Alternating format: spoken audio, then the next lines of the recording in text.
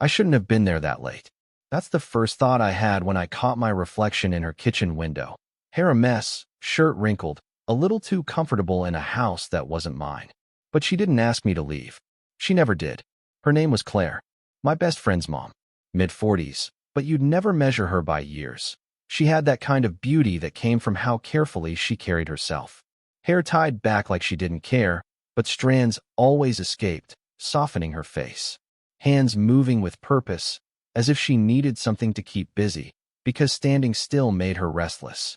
I was sitting at the counter, pretending to scroll my phone, though the screen was dark, watching her pour wine into a glass she didn't drink from. "You're awfully quiet tonight," she said without looking up.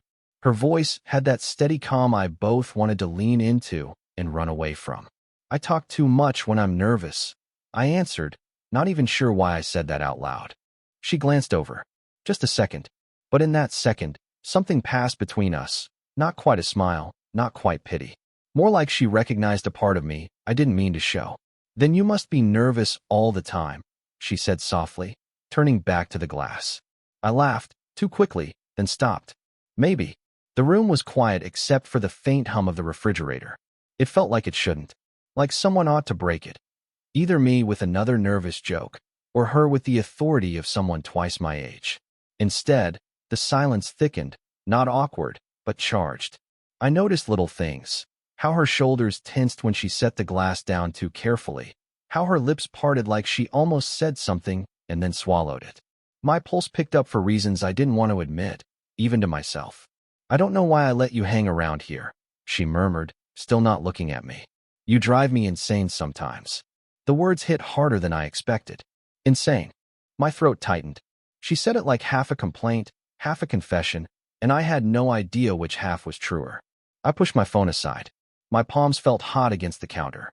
"Then let me drive you further," I said, before I could think better of it. The silence after stretched long enough for me to hear my own heartbeat. She froze, her back straightening. For the first time all night, her hand faltered. She almost spilled the wine. She turned to face me, really looked at me. Her eyes were darker than I remembered, and I couldn't read them. Not anger, not amusement. Something messier. "You don't know what you're asking," she whispered. Maybe she was right. Maybe I didn't. But I didn't look away. The air between us felt too small for both of us to breathe. I thought she might send me out the door right then. Shut it, shut me out, erase what I'd said with a motherly scolding. Instead, she stayed. Her lips pressed together like she was fighting herself, and her hand tightened around the stem of the glass. And then, the sharp chime of her phone lit up the counter. A new message. She saw it before I did, her eyes flicking down, widening just slightly. She didn't touch the screen. I leaned closer, trying to read her expression. "Who is it?" She didn't answer, just held my gaze, as if deciding whether to let me in or shut me out forever. Her phone kept buzzing on the counter. She didn't move, didn't blink, just stood there with her hand hovering near it like touching the screen would set something off. Finally, she flipped it face down. "It's nothing," she said. Too fast, too practiced. I didn't push, not with words. But the way she avoided my eyes told me it wasn't nothing. I leaned back, pretending to stretch, buying myself time. "Nothing," she'd said, but the way her jaw tightened, the way her fingers tapped the counter like a restless metronome, it all said otherwise. She must have noticed me noticing, because she sighed, shoulders dropping. "It's complicated. Complicated." That word covered 1,000 stories. I wanted to ask more, but then her tone shifted, lower, firmer. "You shouldn't be here this late anyway. What would your friend think if he knew?" The reminder hit its mark. My best friend, her son. The reason I'd even set foot in this house in the first place. I swallowed hard, guilt already settling in, even though nothing had happened. Yet. But the truth was, I hadn't come here tonight for him. I'd come for her. Claire walked to the sink, rinsing a glass that wasn't dirty. "You're too young to waste your time like this," she murmured. "There are girls your age, I'm sure." "Who?" She trailed off, shaking her head. Her voice was steady, but her hands betrayed her, scrubbing too hard at the rim of the glass, knuckles pale. "You think I don't know that?" I said quietly. She froze. Water kept running, but she didn't move. For a second, I thought I'd said too much. Then she shut off the tap and set the glass aside. Turned around slowly, leaning against the counter like she needed it to hold her up. I was married at 23, she said suddenly, almost like confessing. I thought I knew everything. Thought love was enough. But people change. Or they don't. Either way, promises break. Her eyes went distant, focused on something years away. I stayed longer than I should have. For my son. For appearances. Her lips curved into a small, humorless smile. And now here I am, mid-40s, divorced, with a house that feels too big when it's quiet. The silence that followed wasn't like before. It wasn't charged, it was heavy, the kind that pressed on both of us. I wanted to say something, anything. Instead, I just stood there, feeling like an intruder in her vulnerability. Finally, I managed. You don't have to explain yourself to me. She looked at me then, really looked. That's the problem, she whispered. I shouldn't want to. The space between us felt impossibly narrow. She reached past me to grab a towel, and her arm brushed mine. Light, accidental, but not. My breath caught. Neither of us moved away. Her fingers lingered against my sleeve longer than necessary. When she pulled back, the towel stayed in her hand, but her eyes stayed on me. And for the first time, she didn't hide. Her fingers had barely left my sleeve when the front door rattled. Keys. We both stiffened. Claire's head snapped toward the hallway, then back to me. Her lips parted, but no words came. Just panic flickering in her eyes. Mom. A voice called out. Male. Too familiar. My stomach dropped. Her son. My best friend. I stepped back fast, almost knocking into a chair. Claire pressed the towel against the counter like it might hide the moment we'd just had. Her breath came too quick, too shallow. In here, she called, and I marveled at how steady she sounded compared to me. Footsteps. He appeared in the doorway, backpack slung carelessly over one shoulder. His hair was damp from the rain, and he looked at me with mild surprise. You're still here? I forced a smile. Yeah, we were just talking. The word felt like a betrayal in my mouth. Claire reached for the wine glass she hadn't touched. He was keeping me company, she said, too casually. Her son shrugged. Cool. I'm starving. Did you eat yet? They slipped into easy conversation, mother and son, and I stood there like a shadow. Every second felt stretched, like I'd been caught doing something I hadn't yet done. I muttered something about needing to head out. Claire's eyes flicked toward me for half a second, sharp, pleading, unreadable. But her son didn't notice. I grabbed my jacket and moved toward the door, heart pounding. Claire followed under the pretense of seeing me out. When we reached the hallway, she leaned closer, voice low. Don't come by so late again. Her words cut, but not the way she meant. There was no anger, only fear, tightly wound. I swallowed. Do you really want me to stop? She didn't answer right away. The silence said enough. I should have walked out then. Should have left it alone. But something held me. Maybe the way her hands fidgeted with the edge of her sweater. Maybe the way her breath caught as I stepped closer. For a second, just 1 second, our faces hovered too near. I saw the fine lines at the corners of her eyes, the faint tremble in her lips. And then, the sound of footsteps again. Her son moving down the hall. Claire jerked back like the air had burned her. Go, she whispered. Please. The word please didn't sound like rejection. It sounded like surrender. I opened the door, cool night air rushing in, carrying the smell of rain. I looked at her one last time. She stood there in the dim light, arms crossed tight, as if holding herself together. I'll see you tomorrow, I said before I could stop myself. Her eyes widened, half shock, half something else. The door clicked shut behind me, but the echo of her almost answer followed me into the night. The next day, I told myself I wouldn't go back. I swore it. And yet, by evening, I was on her porch again. I told myself it was just habit, that I had nowhere else to be. But the truth pressed harder. I couldn't stay away. When she opened the door, she didn't hide the surprise or the weariness. You shouldn't, she began. I know, I cut in. My voice came sharper than I meant, like I was defending something we hadn't even done. Her lips parted, then closed again. She stepped aside anyway, letting me in. The house was too quiet. Her son wasn't home. My chest tightened at the realization. Claire walked ahead, arms folded across her chest. You're making this harder than it has to be. Haven't you thought about it? I asked before I could stop myself. Even once. She spun, eyes blazing. Of course I have. Do you think I don't notice the way you look at me? The way She broke off, biting the inside of her cheek. Her hands trembled at her sides. For the first time, the mask slipped. No calm composure, no tidy deflection, just raw nerves. "I'm twice your age," she whispered. "Your friend's mother. It's insane." I stepped closer. "Then why can't you ignore it?" Her breath hitched. She shook her head, backing up until her shoulders hit the kitchen counter. Nowhere left to go. "This isn't about what I want," she said, voice thin, cracking. "It's about what it would ruin." Something in me snapped. Jealousy, fear, longing, all tangled. Ruined for who? Him? Or you? The silence after felt like a blade. Her eyes glistened, but she didn't look away. Both. My hands curled into fists at my sides. Every instinct screamed to walk out, to let her have the last word, to protect what little boundary we had left. But I couldn't. I leaned in, close enough to smell the faint trace of her perfume.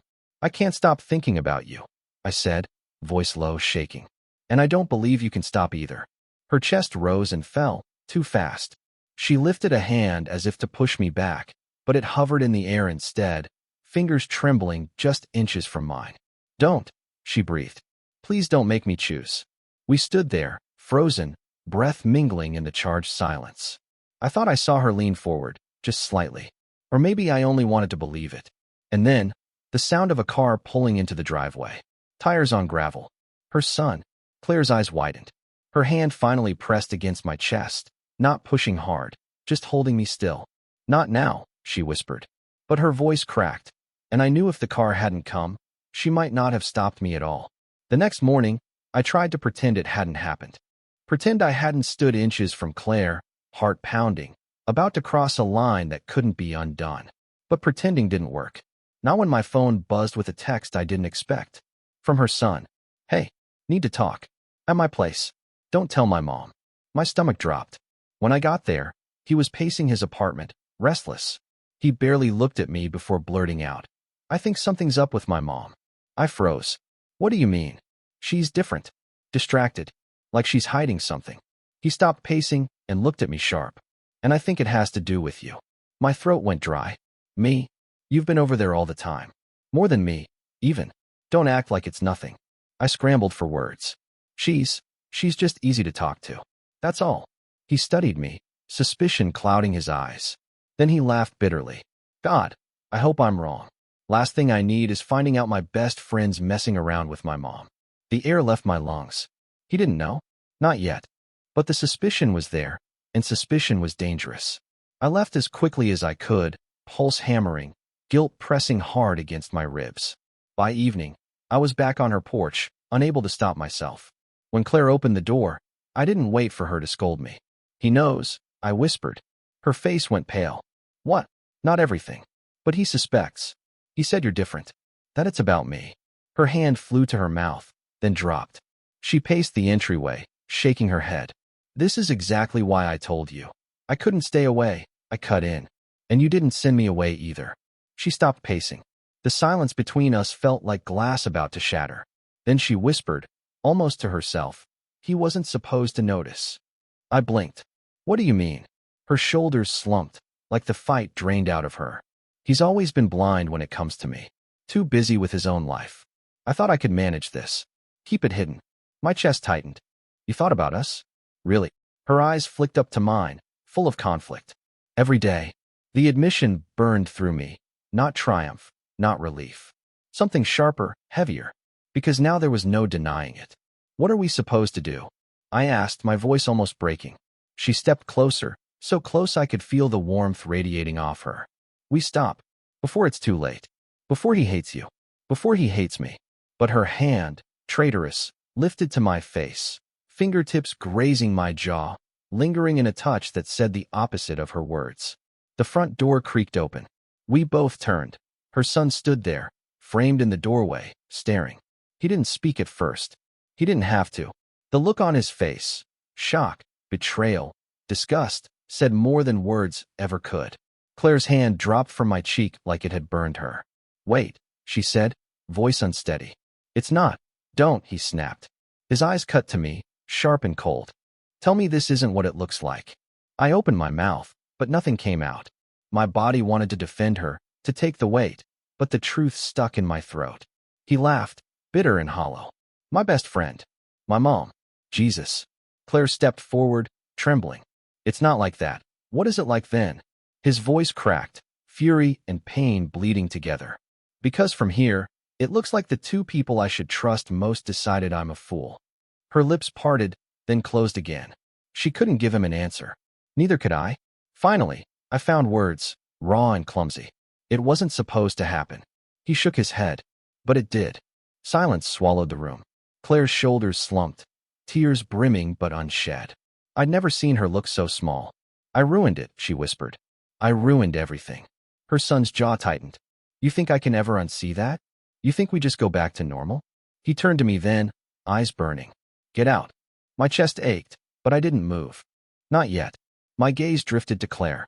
Her hand gripped the counter like it was the only thing keeping her upright. She met my eyes, and in that glance, everything we hadn't said poured out. Regret, longing, and the ache of something real, impossible, dangerous. I wanted to stay. I wanted to fight.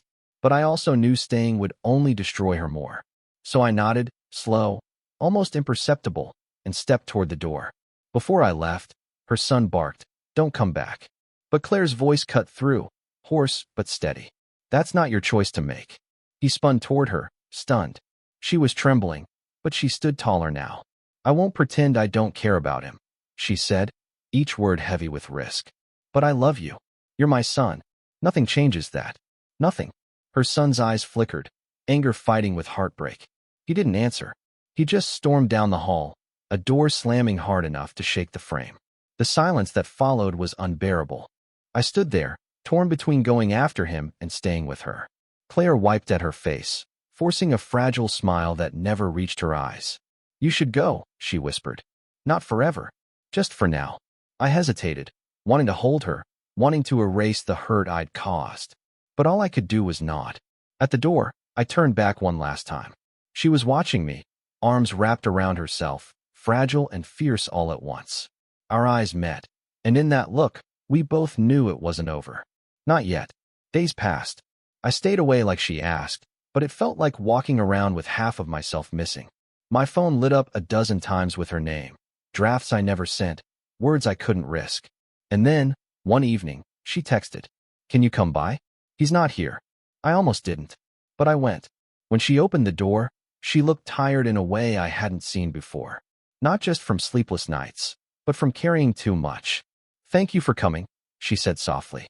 I stepped inside, unsure if I should speak first, but she didn't give me the chance.